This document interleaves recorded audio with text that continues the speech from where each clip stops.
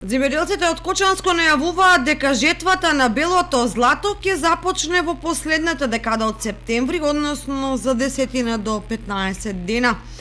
Но ќе жнеат само мал број земјоделци чии површини се на квалитетни површини и кои меѓу првите ги посеале нивите. Засилена жетвена кампања се очекува до 1 октомври, бидејќи голем дел од ризиштата се уште не ја добиле потребната жолта боја која значи зрелост. Во многу блокови и полиња се уште доминира зелената боја на културата што ги загрижува земјоделците. Шаранилото кое владее во полињата е последица на различните семенски сорти кои се застапени во регионот бидејќи се со различен период на вегетација. Проблем создава и променливото време во август и септември, кога доаѓа до големи осцилации во дневните и ноќните температури, при што вторите се невообичаено ниски за овој период од годината.